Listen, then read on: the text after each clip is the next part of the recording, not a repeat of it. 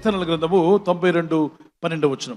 నీతిమంతులు ఖర్జూర వృక్షం వలె మువ్వవేయుదురు, లెబానోను మీద దేవదారు వృక్షం వలె వారు ఎదుగుదురు. ఎవరా నీతిమంతులు? యేసుక్రీస్తు రక్తము నీతిమంతుని యొక్క రక్తము. ఆయన నీతిమంతుడు. ఆయన రక్తంలో కడగబడిన వారందరూ ఎవరవుతారు?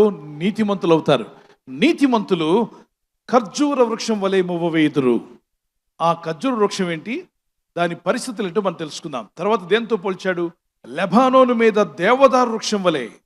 దేవదారు వృక్షము అనేది ఉంటుంది, దాంతో పోల్చాడు. 2 వృక్షాలతో పోల్చాడు. వీటి గుణాలేంటో మనం చూద్దాం. ఖర్జూర వృక్షాలు ఎడారిలో ఎదుగుతాయి. ఎడారిలో నీరుండదు, వాతావరణం సరిగా ఉండదు. ఏ పూల మొక్క నాటినా అది చచ్చిపోదు. ఎంత మామిడి మొక్కలు నాటినా ఆ ఎడారి దాటికి తట్టుకోలేవు. ఎండ ప్రాంతంలోనే మామిడికాయలు వస్తాయి, మామిడి మొక్కలు ఉంటాయి. కానీ మరి ఎక్కువ ఎడారి ప్రాంతంలో తీసుకెళ్లి మామిడి మొక్కను, ఎంత మంచి మామిడి మొక్కను నాటినా అది చనిపోతుంది. జామ చెట్లు చనిపోతాయి. ఏ చెట్లు కూడా నిలబడలేక చనిపోయే పరిస్థితుల్లో కూడా ఖర్జూర వృక్షము అది తిన్నగా వేడిని తట్టుకొని, వాతావరణాన్ని తట్టుకొని, పరిస్థితులు బాగాలేకపోయినా ఎదిగి పైకి వచ్చి అది చక్కని ఖర్జూరపు కాయలు కాయగలుగుతుంది. అందుకే దేవుడు అంటున్నాడు, దీంతో పోల్చాడు ఈ చెట్టుతో. ఎందుకు పోల్చాడు అంటే, దేవుని యందు భయభక్తి కలిగిన బిడ్డ, నీవు అనుకున్నట్టుగా పరిస్థితులు అనుకూలంగా లేకపోయినా, ప్రతికూల పరిస్థితుల్లో కూడా నీ జీవితాన్ని పైకి తెచ్చే దేవుడు నీకు తోడై ఉన్నాడు. ఆయన నీకు తోడై ఉంటే నువ్వు పైకి వస్తావు, నువ్వు దీవించబడతావు, నువ్వు ఆశీర్వదించబడతావు. నీ ఆఖర్లు నువ్వు జయించగలవు అంటే దేవుడు నీ ఆఖర్లు తీర్చగలడు. నీ శత్రువును కూడా నీ పైన జయం రాకుండా దేవుడు నిన్ను కాపాడి, నీ శత్రువులు నీ మీద దాడి చేస్తున్నా కూడా దేవుడు నీకు జయం ఇవ్వగలడు. నమ్మితే దేవునికి స్తోత్రం చెప్పగలరా? మరి లెబానోను పైన ఉన్నటువంటి దేవదారు వృక్షం ఏంటి, దాని సంగతి ఏంటో చూద్దాం. కఠినమైన వాతావరణ పరిస్థితుల్లో కూడా, రాళ్ళు రప్ప ఉన్న ప్రాంతంలో, చుక్క నీరు లేని దగ్గర కూడా ఈ సిద్ధార్ అనేటువంటి దేవదారు వృక్షము ఎదిగి అద్భుతంగా అది ఎదుగుతూనే ఉంటుంది. అంతేకాదు, అది 100 సంవత్సరాలు 1000 సంవత్సరాలు కూడా బ్రతికే ఉంటుంది. అందుకే ఈ చెట్టుతో దేవుడు ఎందుకు పోల్చాడు? దీని ఆయుష్ ఎక్కువ. ఇది ఎక్కడ పెరుగుతుందంటే భయంకరమైన రాళ్ల మధ్యలో కూడా పెరుగుతుంది. రాళ్ల సందుల్లో కూడా తట్టుకొని, బండరాళ్ళను కూడా పెకలించుకొని, రాళ్లను కూడా పక్కకి నెట్టేసి పైకి వచ్చి పచ్చగా జీవించగలని చెట్టు పేరేంటో చెప్పగలరా? దేవదారు వృక్షం. అందుకే దేవదారు, దేవా అని ఒక పేరు కూడా దానికి యాడ్ అయిపోయింది. దేవదారు వృక్షము దేవుడు దీంతో పోల్చాడు. అంటే కఠినమైన పరిస్థితుల్లో కూడా, నీ చుట్టూ ఉన్న రాళ్ల వంటి పరిస్థితి నీకున్నా, ఇబ్బందులున్నా, శోధనలున్నా, శ్రమలు నీకు ఎదురైనా, అన్ని అడ్లే ఆటంకాలే ఉన్నా, నీ దేవుని యందు విశ్వాసం ఉంచిన నిన్ను, నిరీక్షణ కలిగి ప్రార్థిస్తున్న నిన్ను విడిచిపెట్టకుండా ప్రభు ఉన్న దగ్గర నుండే లేవనెత్తి ఉత్సాహముగా నువ్వు పైకి వచ్చేలా దేవుడు చేయగలడు. నిన్ను ఉజ్జీవింపరచగలడు, నిన్ను అభివృద్ధి పరచగల శక్తిమంతుడైన దేవుడు. దేవునికి స్తోత్రం. Praise the lord. అన్నీ బాగుంటే ఎదిగే మొక్క బాలేని పరిస్థితిలో చనిపోతుంది. వర్షాలు లేకపోయినా, నీరు లేకపోయినా అది బతికే ఉంటుంది. నీరు పోసేవారు లేకపోయినా అది బతికే ఉంటుంది. అన్ని కఠినమైన రాళ్ల నుండి కూడా అది బయటికి తట్టుకొని రాగలుగుతుంది. రాళ్ల వేడిని తట్టుకుంటుంది. కఠిన హృదయాలు నీ చుట్టూ ఉండొచ్చు. శత్రువులు నీ వైపును కఠినంగా నీ పైన తీర్పులు తీరుస్తూ ఉండొచ్చు, విమర్శిస్తూ ఉండొచ్చు, నిన్ను బాధ పెట్టేవారు ఉండొచ్చు. నీ పరిస్థితులు కూడా రాళ్ల వలె ఉన్నాయేమో, నేను వీటిని జయించలేకపోతున్నా అంటున్నావా? దేవుడు నిన్ను పోల్చింది దేంతో అంటే దేవదారు వృక్షంతో. ఒక దేవదారు వృక్షంతో దేవుడు ఎందుకు పోల్చాడంటే, నువ్వు ఇతరులను రక్షించే వ్యక్తిగా ఉండబోతున్నావు, ఇతరులకు మేలు చేసే వ్యక్తిగా ఉండబోతున్నావు. నువ్వు బాగుంటావు, ఇతరులు కూడా బాగు చేస్తావు. దేవుడు నిన్ను ఆ విధంగా వాడుకోవాలని ఆశపడుతున్నాడు. కఠిన పరిస్థితుల్లో కూడా దేవుడు నిన్ను లేవనెత్తబోతున్నాడు. పరిస్థితులు బాగాలేకపోయినా దేవుడు నిన్ను చేయి విడవక లేవనెత్తే గొప్ప దేవుడు. నమ్మిన వారు దేవునికి స్తోత్రం చెప్పగలవా? కష్టమైనా, కన్నీరైనా, దిగులైనా, బాధలైనా, కష్టమైనా, కన్నీరైనా, దిగులైనా, బాధలైనా, నీతోనే ఉంటానిలా యేసయ్యా, నీలోనే ఉంటానిలా యేసయ్యా, నీతోనే ఉంటానిలా యేసయ్యా, నీలోనే ఉంటానిలా యేసయ్యా. కష్టమైనా, కన్నీరైనా, దిగులైనా, బాధలైనా.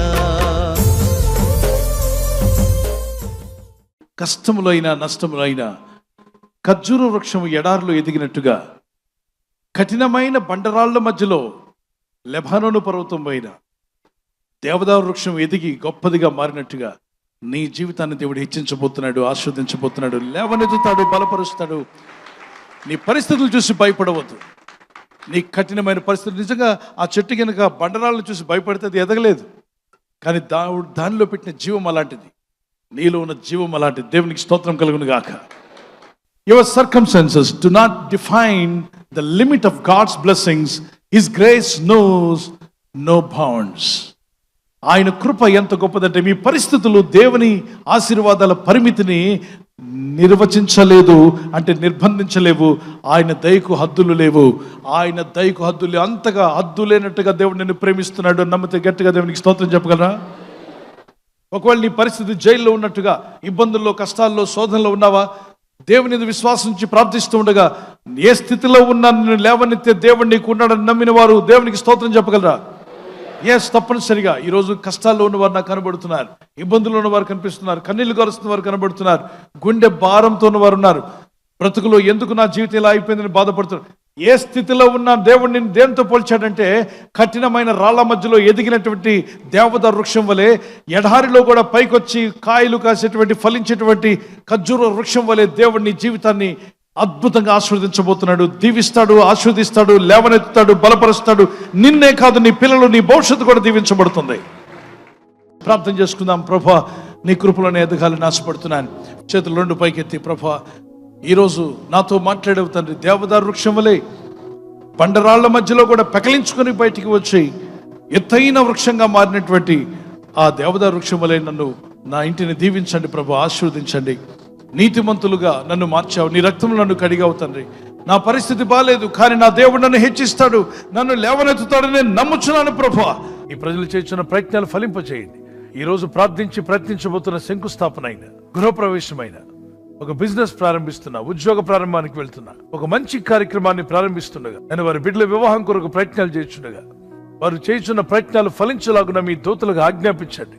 మీరు ఆజ్ఞాపిస్తే కార్యాలు జరుగుతానైనా ప్రభు. ఎవరైతే అనారోగ్యం, బలహీనత అనే అంధకారంలో వారి జీవితం ఉన్నదో, అటువంటి వ్యాధి రోగాలను వెళ్ళగొట్టి ఈ వెలుగును ఉదయింపచేసి, నీ గాయపడిన హస్తంతో వారి క్రిటికల్ సిచ్యువేషన్ నుండి, వ్యాధి రోగముల నుండి, రోగ పడకల నుండి వారిని లేవనెత్తి స్వస్థపరిచి నీ సాక్షిగా వారిని వాడుకోరాయినా. ప్రయాణం చేసి బయటికి వెళ్తున్న వారు మళ్ళీ తిరిగి క్షేమంగా ఇళ్లకు వచ్చేందుకు సాయం దయచేయండి. మా ప్రయాణాల్లో నీ కాపుదలు ఇవ్వండి. ఎటువంటి యాక్సిడెంట్స్ కానీ, ప్రమాదాలు కానీ గురి కాకుండా నీ కాపుదలు యేసు నామములో ప్రతి ఒక్కరికి కలుగునుగాక. నీ చిత్తం నెరవేర్చమని యేసు క్రీస్తు పరిశుద్ధ నామములో అడుగుచున్నాము మా పరలోకపు తండ్రి, ఆమేన్.